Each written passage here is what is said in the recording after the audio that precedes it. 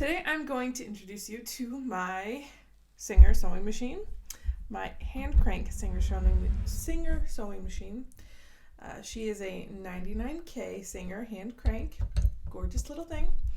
And I'm also going to show you how to thread it, thread a bobbin, wind a bobbin, and show you a little discovery I made about this gorgeous, gorgeous girl. So, with that being said, my name is Erin. This is Life by Design. Let's get into it.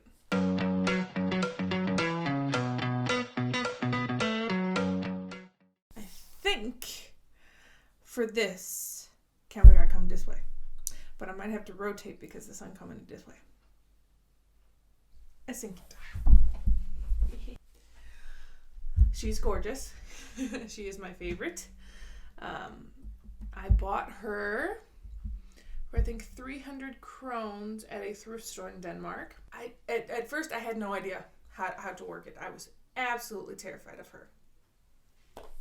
But she's just kind of permanently on display. She's a little dusty.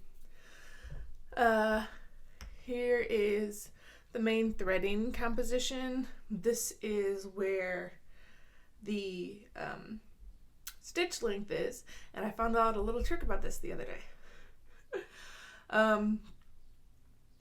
Yeah, I think she's just gorgeous. So let's just get into how to thread her. So we're going to pull this thread back out. So right on top here is where you put your thread. You put it right there. Now the first thing that you want to do is there's a little hook right here. It's threaded here. You're going to bring it through this hook up there.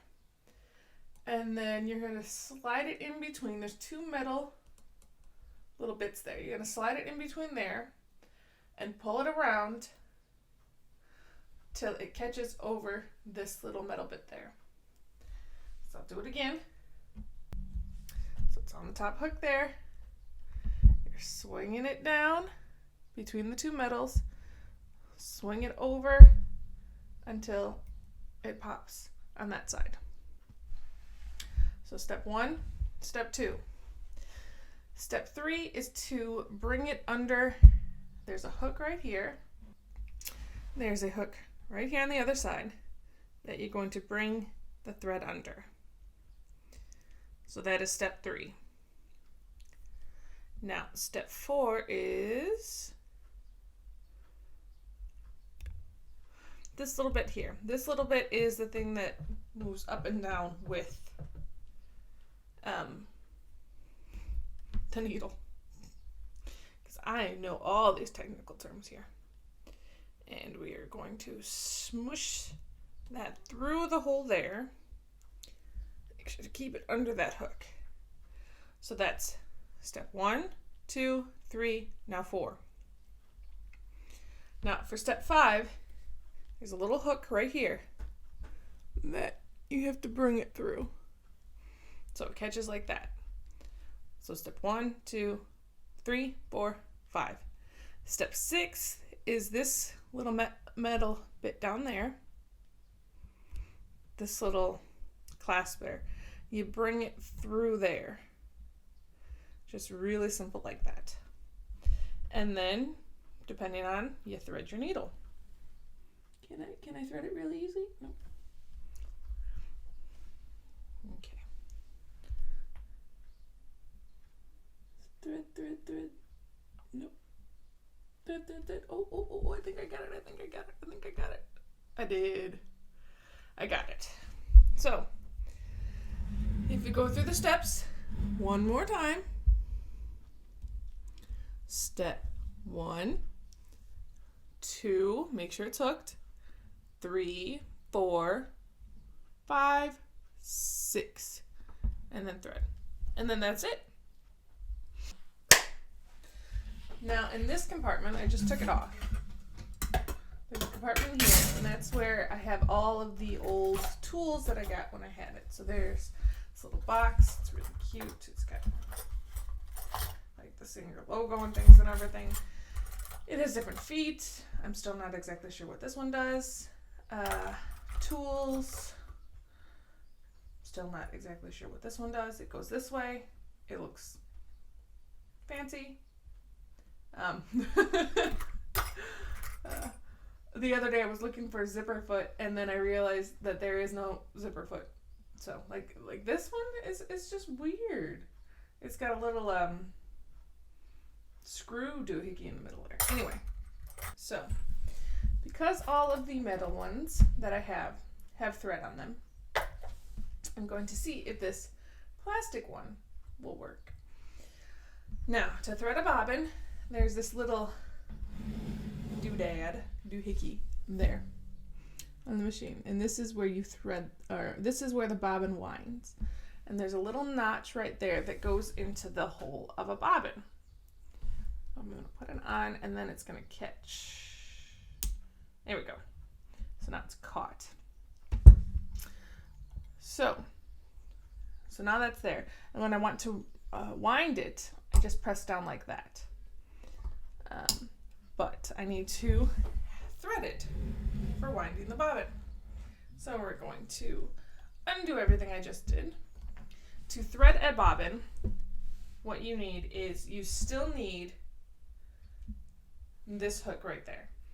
That hook right there, you still need that to thread a bobbin. Then you're going to bring it down to this little notch here.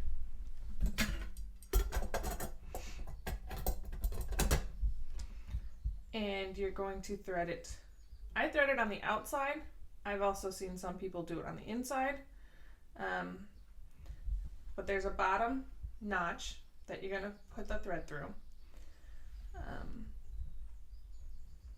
And then the second notch on top, you're also going to thread the thread through. Now, for this one, I need, excuse you. So I'm going to put the thread through the one hole there. I'm going to catch the bobbin and put this down. I don't need all this extra thread, so I'm going to cut most of it off. And I'm going to hold this while you wind.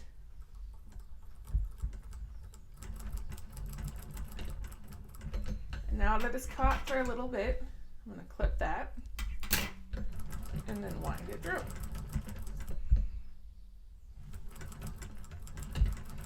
And itself, it by itself moves back and forward, which is just amazing. Yeah. Okay, so as you can see, my bobbin is already threaded. So move this plate and you get access to the bobbin. And I'll bring you a little closer here so you guys can see a little bit better. There you go. There's this little button that you press and the bobbin pops out. Boom. So I'm just going to hold that and pull this bobbin out.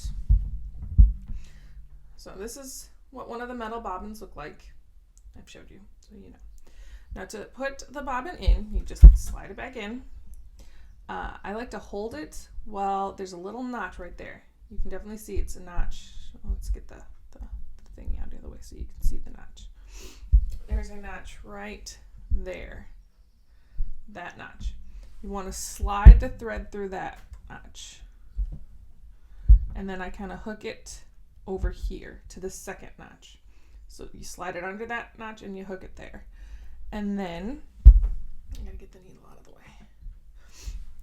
I'm going to hold it here. And what's amazing about this is there's a little notch into this metal plate that helps you to hold it. Now, I have to thread my machine again properly. And if there's ever any question about why something isn't working, it's usually a threading issue on these machines that I found. It's very rarely any other mechanical thing. Thread it through. Gotta wet the ends so they're nice and sharp. And there you. Come on, come on, come on, come on. Get in the hole. There we go. So you're gonna hold the top thread and see it caught. Did you catch it? And pull it through. And just like that. Now I'm going to show you something I just figured out about these machines, because I thought that you could not backstitch on these machines. Out of the way there. Okay. So for these machines, I thought in order to backstitch, to, you know, secure a stitch, that you just had to go, I would go 1, 2, 3, 4, keep the needle in, lift the foot, turn the thing around. You've seen me do this in my apron video. 1, 2, 3, usually 3 stitches, 3 to 4, and then continue. Just like that, right? I've seen recently, because I'm an idiot, that actually you don't need to do that, because on my machine, I'm going to slide you over to this stitch length thing. So this is like the stitch length. So it takes it down to 6 stitches per inch to 30, and 30 is crazy. But up here, I didn't think it was anything because it's blank. But I've seen on other people's machines that it says back or tack stitch up here. So I was like, I wonder if it works on mine too. So I've seen it. Now we're going to try it. Let's see if I can get it so you can see the whole shebang. There we go. Okay, so clip this down because I don't need it. All right. So right now it is set to 6 inches or 6 stitches per inch. 1, 2, 3, 4, 5. I'm going to keep it down. I'm going to slide this all the way up. And oh my God. Oh my God.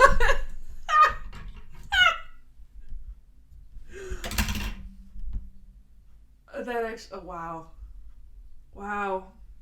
I've been working harder, not smarter. Yep, that, I mean, you can even see the difference. It's a little hard to see on camera, but this is so much finer than this is, because there's sometimes where it just doesn't work. Oh, wow. Wow.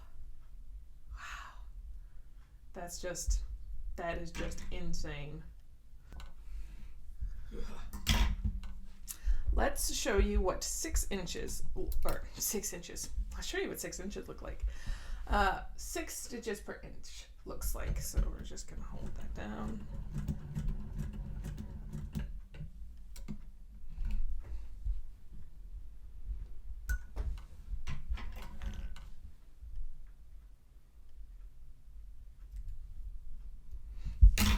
So this is 6.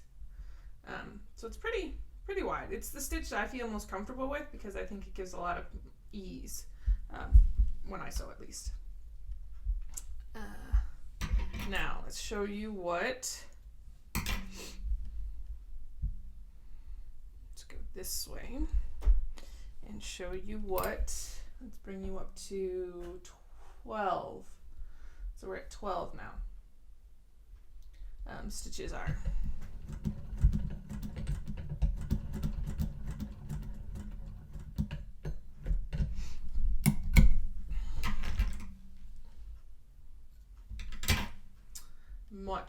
Much finer, much finer.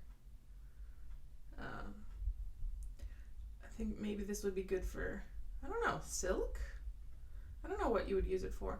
I'm not that professional yet in my sewing journey. Yet, keyword.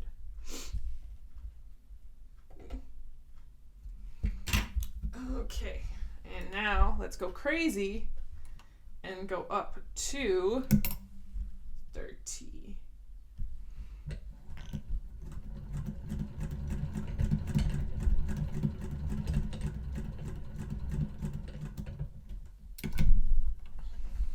Holy crap.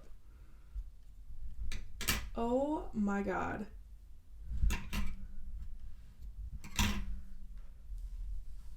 Okay, look at that. That you can almost barely see that. It's so tiny. so tiny. Here's the back. So this is 30, this is 12, and this is 6. God, that's tiny. Holy hell in a handbasket. I wonder which is stronger.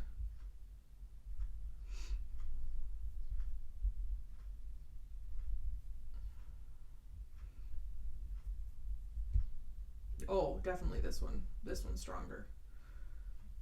Huh. Interesting. Now, as I'm experimenting, I want to see if there's any like difference in length if I keep it like down here versus up here. Oh, I can feel, it might be hard to see, but I can feel. Oh, maybe you can see. See? Watch the fabric when I lift this up, if I could get you to focus. So I'm lifting it up here. Down. See that? Okay, so if I do it here, is there any, it just stays in place. Okay, so if I go up to the middle of it, it does very small back. So I just played with some back stitches here. So it might be hard to see, but when it was here at the line, it just stayed in place. It didn't do anything. Halfway up, it did these really, really tiny ones. It might be a little hard to see, but really tiny ones. And then all the way up, I did these bigger ones, which about maybe 15 things, 15 stitches per inch, maybe. Things you learn about the machine. The last bit of this video, I thought I would show you some of the things I've sewn just last week, because now that I'm no longer afraid of this machine, I have been in a sewing frenzy. The first thing I made was 2 of these Totoro pouches. I saw it on Pinterest and I was like, I have to make it. I love the Totoro movies. My kids love Totoro movies. So I saw it and I had to make it. And it is made with felt and mostly hand stitched. So I actually didn't use my machine for this at all. I embroidered the eyes. I used just a standard stitch, which I'm not happy with. And then I used this rose stitch for the eyeballs. And there's also another little pocket there and a big pocket there. I don't know what I'm going to put it in.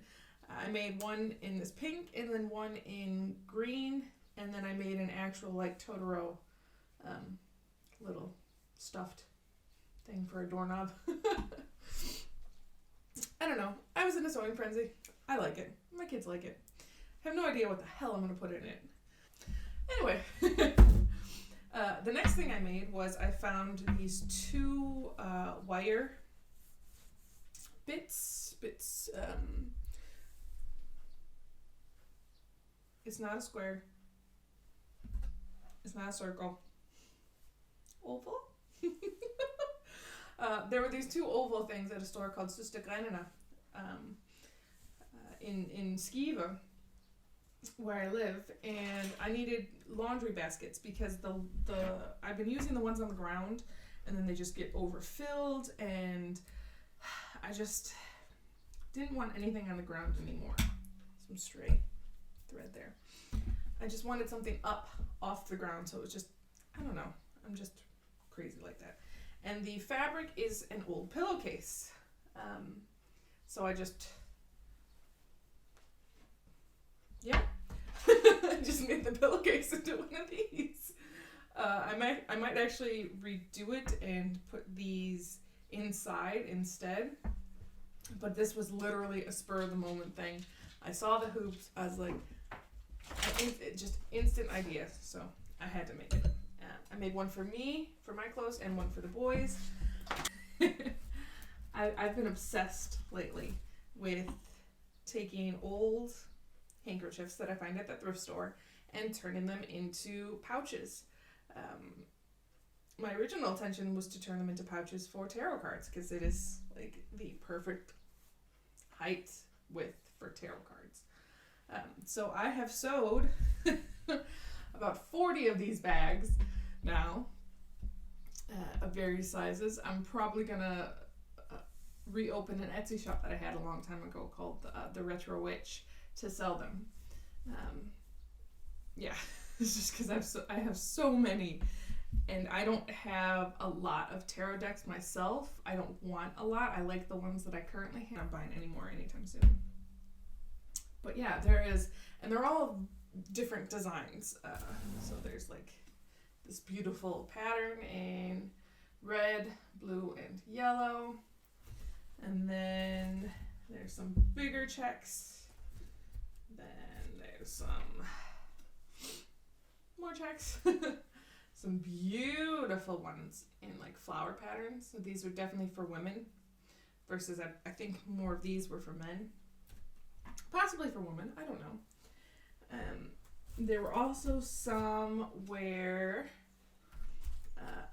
when I folded them in half, they were very small, so I just created bigger bags like this. So I don't know what I'm going to use them for. I might keep these because I think they're perfect for underwear when traveling and things like that.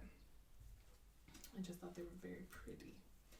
And then I found some scrap silk fabric and I made them into 2 silk pouches.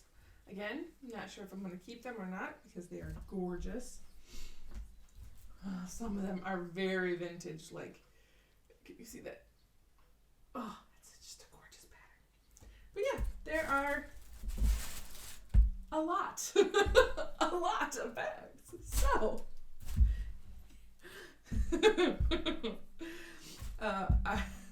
I went through my fabric to try to like organize it again. And I found some, like, these ones are also very small. I don't think they would be for tarot cards, but they could be for runes. They're just so cute. It was a very large handkerchief that I cut down to smaller ones. But for example, in my fabric stash, I found some old like blankets from when my kids were babies. So they were just enough to make some bags. So I might keep these to put some like kid mementos, but I don't know. I might just let someone else buy it. But there's this whole thing here. And one of my goals was to create some semi-passive income. And this could be one of the ways I do it. I will keep you updated on the shop if I open it. And don't forget to follow me on Instagram. I post a lot of things there. I'm not as active, but I'm learning. So that was a wrap up of what I've sewn last week. Yeah, I'm obsessed now. I'm addicted. Coffee and sewing are my 2 main addictions. But I hope you enjoyed the video. I hope you found it educational on how to thread and wind a 99K sewing machine and enjoyed my process of figuring out that it does backstitch and I don't have to work harder, just smarter. If you like this video, give it a thumbs up. If you want a falafel, if you want a falafel with me, if you want to follow along on my journey to live a life by design and not by default, click subscribe.